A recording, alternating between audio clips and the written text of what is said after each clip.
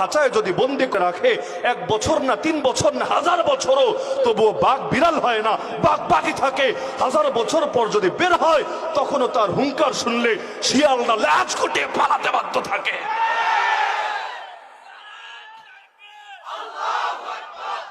হ্যাঁ, এখন বলতে পারেন জেলে গিয়ে তো ঈমান কমতেও পারে, ঈমান দুর্বল হতেও পারে, এত উল্লাস করার কি আছে? না ঈমান কমেছে না বেড়েছে? আলহামদুলিল্লাহ ইতিমধ্যে বাংলাদেশ দেখে ফেলেছে। যদি চুপ থাকতেন, যদি সুর নরম করতেন, এতক্ষণে সবাই বলতে শুরু করত, ও বুঝেছি, তলে তলে হাত মিলিয়ে মুচলেকায় সাইন করে গোলামের জীবন কবুল করে তবেই মনে হয় মুক্ত হয়ে এসেছেন। বলতো নাকি বলতো না? শত্রুপক্ষের তো অভাব নাই। যারা আগে বহু গালিগালাজ করেছে এখন ওত পেতে অপেক্ষায় আছে কোন শব্দ বা কোন সুযোগ দিয়ে গালিগালাজ করতে পারে। তাদের সব তরিকা বন্ধ হয়ে গিয়েছে, কারণ বের হয়েছেন এখনো 12 ঘন্টা 24 ঘন্টাও 12 ঘন্টা পুরো হয় নাই, সম্ভবত 24 তো দূরের কথা। ইতিমধ্যে 2 বয়ান কিন্তু দিয়ে ফেলেছেন, আর উভয় বয়ানে গোটা বাংলাদেশ দেখেছে। যেই কথা অনেক সময় নিরাপদে থাকা লোকেরা বলতে পারে না, আর এই বাংলার জমিনে কয়জন মানুষ বলতে পারে আমাদের জীবনের তামান্না হলো আল্লাহর জমিনে খেলাফত কায়েম করা? কয়জন মুসলমানের মুখে খেলাফত শব্দ শুনবেন? আরে খেলাফত শব্দরে তো মুসলমান তালাক দিয়ে দিয়েছে, তালাক দিয়ে দিয়েছে। এই শব্দটা পর্যন্ত নিজে মুখে তো আনবে না, অন্য কেউ যদি মুখে আনে তাহলে জঙ্গি বইলা গালি দিতে ভুল করে না।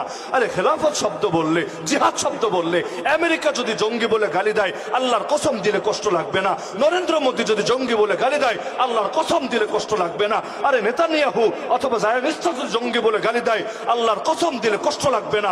কিন্তু জিহাদের খেলাফত শব্দ উচ্চারণ করার পর মুসলমান যদি গালি দেয়, আরে দিলের আগুনই তো নেভে না, কারণ সে মুসলমান।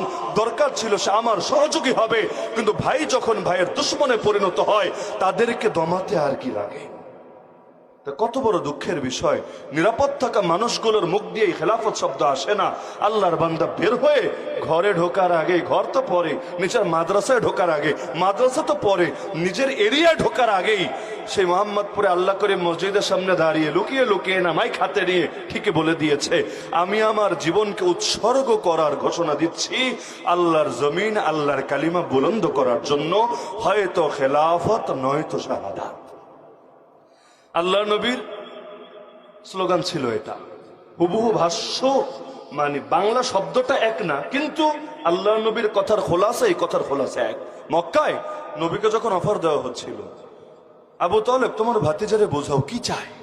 মেয়ে চাইলে সুন্দরী মেয়ে দেব, সম্পদ চাইলে সম্পদের পাহাড় বানিয়ে দেব, জিনে ধরলে বলুক জিন ছাড়ানোর ব্যবস্থা করব, আর যদি ক্ষমতা চায় তাও বলুক তাকে দারুন নদওয়ার পার্লামেন্টের মেম্বার বানাবো। নাউযুবিল্লাহি মিন যালিক।